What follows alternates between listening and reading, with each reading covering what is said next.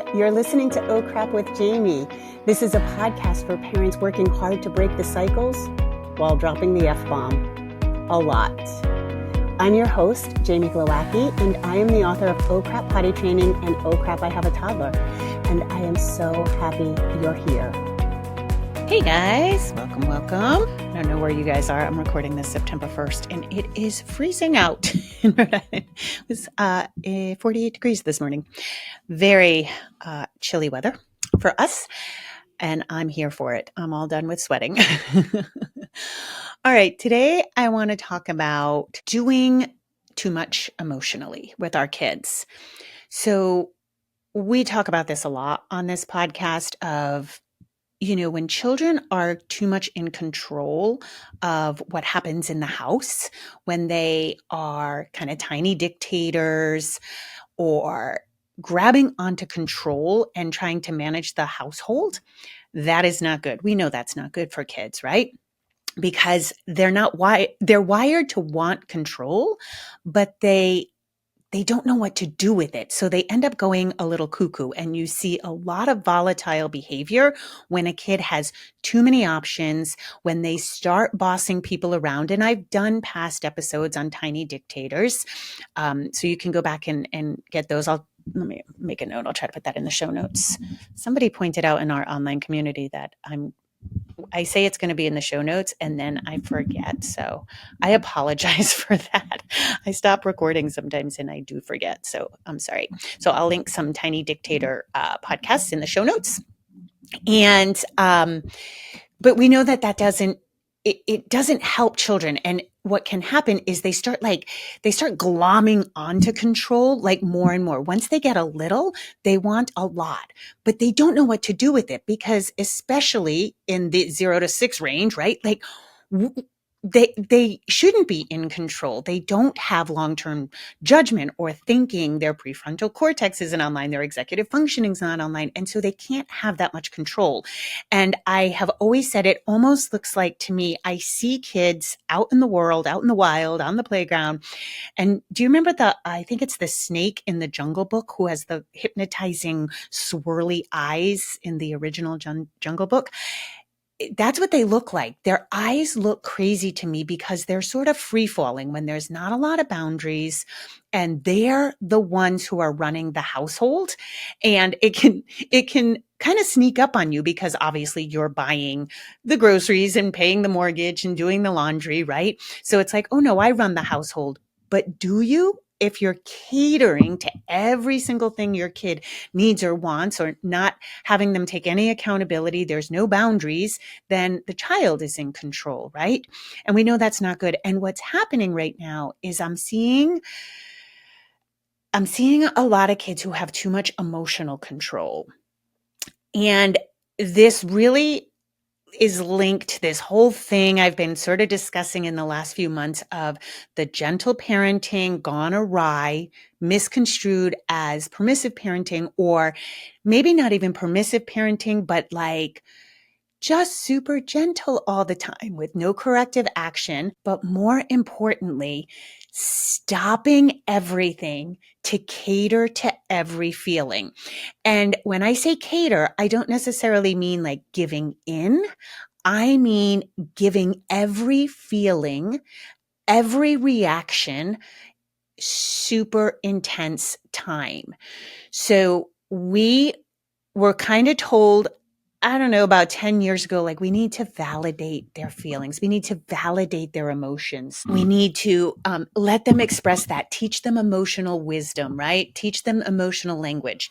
And us being us, we took it too far and the jury's out. I feel like now the jury is out, or rather the jury's back in on this whole gentle parenting, on this whole wave of parenting. And it's not working because we have kids who are taking on too much. So it's not just that when we process and over process, I say we're not just processing, we're pureeing, but we really shouldn't even be processing emotions with our young kids. Okay. And I would really say maybe under 5. Once you get to 5, you can potentially start pulling things apart because you may have things that need to be pulled apart. You may start looking at like friend dynamics. Okay. When your child has hurt feelings because, like, say, a friend didn't pick them to play with them or something like that, that may need some slight processing. Like, oh, how did that feel? Or what, how may you have contributed to the problem, right? That is processing.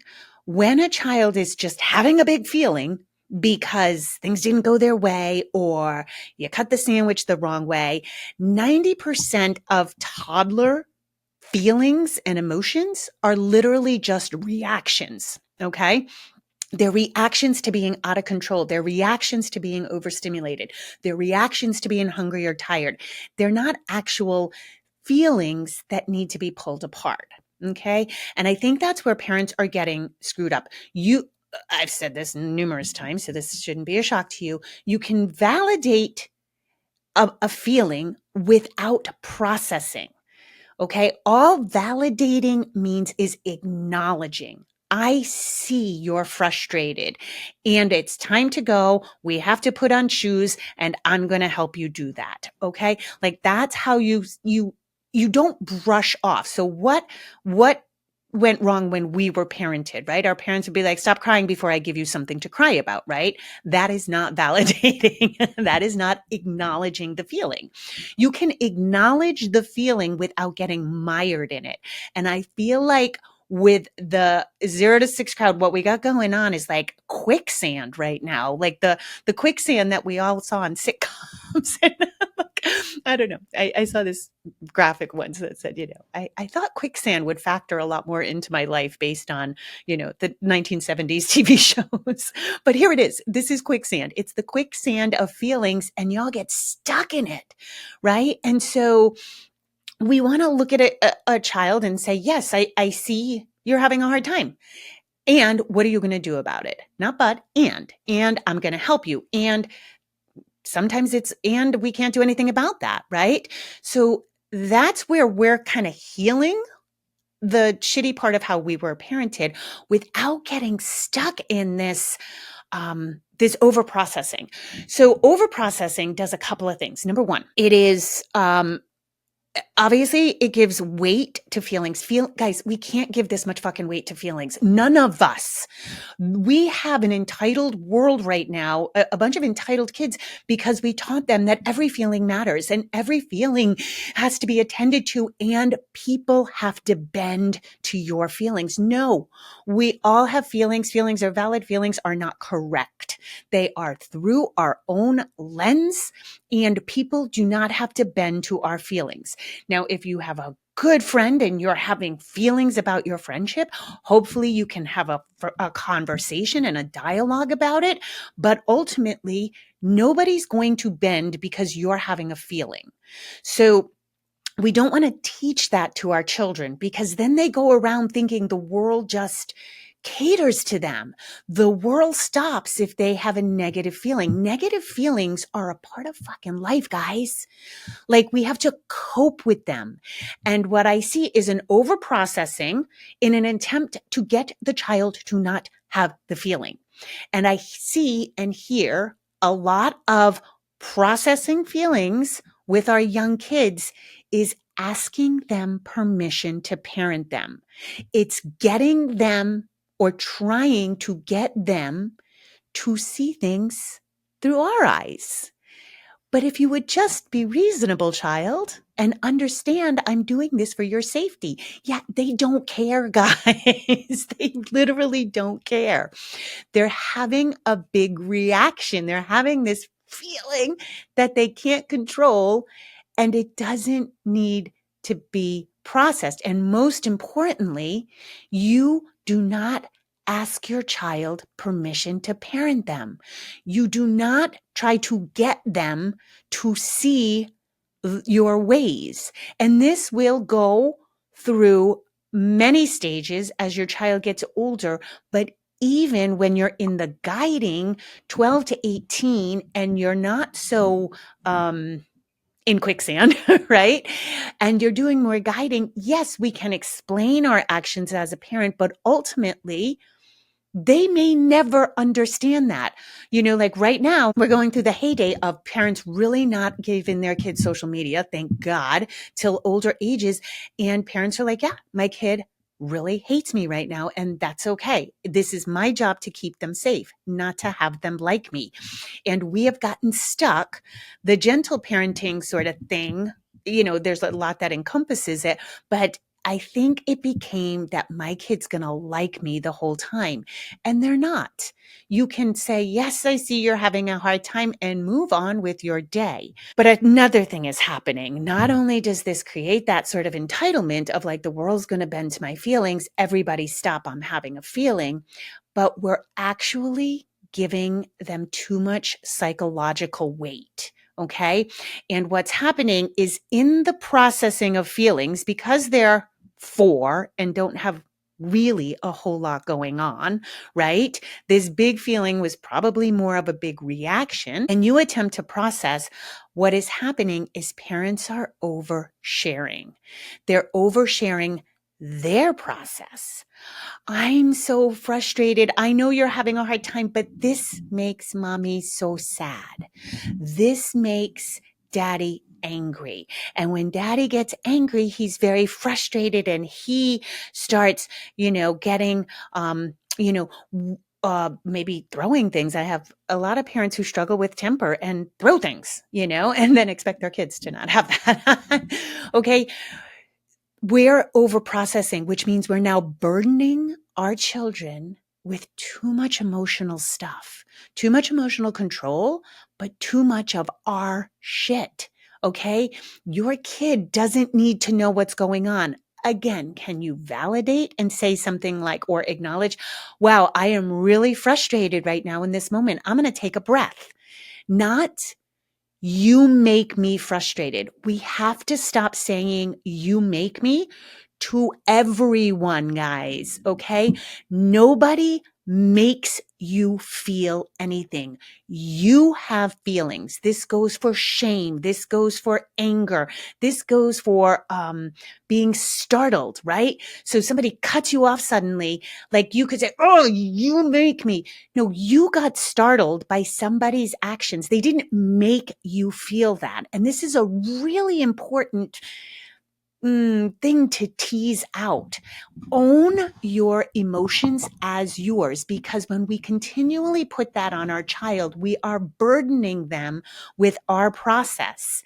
And this is what goes in sideways. This is one of those like splinters that gets infected and festers. It's not like one of those things where you're like, traumatizing your kid, unless you're really oversharing, which if you're listening to this podcast, I would venture to say you're probably not, right? We don't share details of like, I'm upset with daddy, or I'm having a hard time with my friend. Like we don't share that with our little kids. Those, even as your kids get older, you still don't share details like that. I think that's pretty obvious. If it's not, let me know. That's parentifying kids. But we can be parentifying them in other ways, which is sharing too much of our process. Now, there will be times where our kids are frustrating us and we may get upset. We may cry in the moment. But if we are crying in front of our kids and processing that crying in front of our kids and letting them know that what's happening right now, the dynamic that you're going through, maybe your kid's having a temper tantrum, maybe they're being really difficult and you are crying with them, that's not healthy for your child. Okay. And I am working with several families right now that we're working on this. Okay. And it can feel like, oh, I'm just being vulnerable. I'm showing them real emotion. Yes, I see that. And there will be plenty of times where we show our real emotions. Of course, I don't want you to ever be like super fake with your kid or inauthentic, but there are a lot of times where we have to put on a game face because we don't want to burden the child. And what's happening I'm hearing from a lot of therapists right now that are dealing with like preteen and teen kids who are super anxious. They're super anxious because they're now worried about everybody else's feelings. So on the flip side, we don't want them consumed with their own feelings, right? But the flip side of that is being consumed by everybody else's feelings. And that is, the ultimate people pleasing. And I'm here to tell you, because I have a couple of friends kind of going through this. If you can sort of name your, I call them mini traumas. These aren't going to break anybody, but these mini traumas of like how you were parented or how you grew up, or even bigger stuff, right? Like parentification or, sort of abuse, emotional abuse, physical abuse. If you can name it, but you haven't worked through it with a therapist, with somebody, you haven't healed, you are destined to repeat this with your kid in another way. You may not exactly do it the way that your parents did it, but it's going to come out in a different way. Okay. And so I have a friend who was highly parentified, and she knows it, but because she got 4 kids, she's like very, very busy. She can't really find time for therapy right now, so she hasn't exactly worked through it. She can name it, but she hasn't gone through the fire with it. And her kids, the dynamic that's being set up in her house is her kids are actually being parentified in a different way than she was. She was forced to sort of make decisions for her parents. Her mother really leaned on her emotionally. And so the dynamic she's creating with her kids is to the same thing. Her kids are concerned about her health. Her kids are concerned about her marriage. And so what's happening is her kids are being parentified in a different outlet. And so if you were, maybe you were parentified in a similar way, or maybe you had emotional abuse. And so you are committed, you can name it, but you haven't worked through it. You haven't necessarily had the time to heal, which, guys, this happens. I wish, like, I'm so against legislating parenting, but I wish we had some sort of licensing or something where we all got help before we parented, so that we know our wounds. So much of humanity would be healed if we took care of our wounds before we parented. And then what happens is a lot of times we are thrown into parenting. Sometimes we don't even know our wounds till that little bundle of fucking joy is in front of us, pushing all our buttons. And then we go, oh shit, I didn't know that. And now we're busy. We're crazy. We might be working. We're in the throes of parenting, and it's really hard to do your work. So I know that is like one of the kind of issues we're constantly dealing with, is trying to do our work while we're parenting. But you want to be cautious, because if you haven't healed those things, it's going to play out again. It's really going to play out again. And I see a lot of parents who were emotionally abused in some way, form or another, like their parents were, narcissistic, or parentification, or like, that whole, just the brushing off of like, you don't matter, your feelings don't matter, stop being a baby, I'll give you something to cry about, that whole kind of brushy off parenting, right? Like that hurt, and it scarred us. So now what are we doing? We're literally doing the same sort of, it's not abuse. I hate to say that because that's such a loaded fucking word. It's not that, but we are just turning around and burdening our kids with the flip side, right? The flip side being that they are taking on too much emotionally. So don't process like this with your kids, okay? And really, really, really, I would say, if I always say this, like, if I could do one thing, but in general, we really want to get out of the habit of saying, you make me, okay? Because that puts all your emotions in your child's hand. Now, if you I work with some people who have just like feral, mischievous, they're freaking awesome kids, but boy, they figure out when they get a tool to use against the parents, they pile it on. And that is another bad side of what can happen when we, you make me angry. And now the kid's like, oh, really? Okay. Now I have this like great hammer that I can hammer with all the time. I can make you angry. So if you have that kind of kid, you really want to stay away from that language because they will, they will actually use that tool to infuriate you. And that can happen. But we just don't want to burden our kids with our emotions because then they come out people pleasing, right? And so we think we're doing our work with our kids because we're like, oh, I'm sharing my emotions and I'm teaching them not to be a people pleaser because I'm a people pleaser. And then now they're concerned about everybody's feelings. Okay. So just to kind of recap, literally when your kid is having a big feeling, name the feeling. That's it. Just name the feeling that you think they're having. Wow, you look really frustrated. Oh my goodness, you're grumpy today. That's it. So we want to give them the nuances of the different kinds of the different flavors of both positive and negative feelings, right? Like grumpy is different than frustrated, is different than annoyed, is different than angry, is different than furious, right? So these things, and we can name them ourselves. I am really frustrated right now without layering it onto because you did X, Y, and Z. It's pretty obvious. If you're angry, if the kid just wrote on the walls and you're like, oh my God, whew, I'm feeling really angry right now. I'm going to take a second. So you want to name your feeling. What are you going to do about it? Okay.